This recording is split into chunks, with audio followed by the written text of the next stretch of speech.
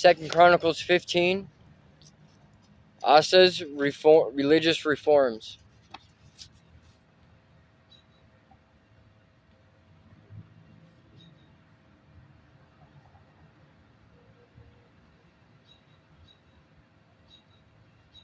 Then the Spirit of God came upon Azariah, son of Oded, and he went out to meet King Asa as he was returning from the battle. "Listen to me, Asa," he shouted. "Listen, all you people of Judah and Benjamin. Then the Lord will stay with you as long as you stay with him. Whenever you see him, you will find him. But if you abandon him, he will abandon you. For a long time, Israel was without the true God, without a priest to teach them, and without the law to instruct them. But whenever they were in trouble and turned to the Lord, the God of Israel, and sought him out, they found him. During those dark times, it was not safe to travel. Problems troubled the people of every land. Nation fought against nation and city against city, for God was troubling them with every kind of problem. But as for you, be strong and courageous, for your work will be rewarded."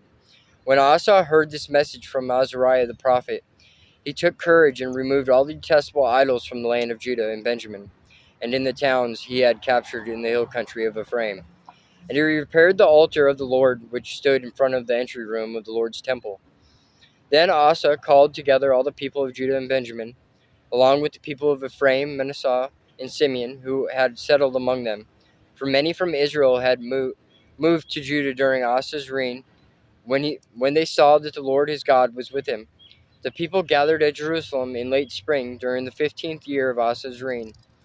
On that day they sacrificed to the Lord 700 cattle and 7,000 sheep and goats from the plunder they had taken in the battle. Then they entered into a covenant to seek the Lord, the God of their ancestor, with all their heart and soul. They agreed that anyone who refused to seek the Lord, the God of Israel, would be put to death, whether young or old, man or woman. They shouted out their oath of loyalty to the Lord with trumpets, blaring the ram's horn sounding. All in Judah were happy about this covenant, for they had entered into it with all their heart. They earnestly sought after God, and they found him. And the Lord gave them rest from their enemies on every side. King Asa even deposed his grandmother Maacah from her position as queen mother, because she had made an obscene Asherah pole. He cut down her obscene pole, broke it up, and burned it in the Kidron Valley. Although the pagan shrines were not removed from Israel, Asa's heart remained completely faithful throughout his life.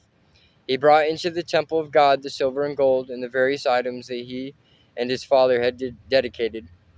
So there was no more war until the 35th year of Asa's reign.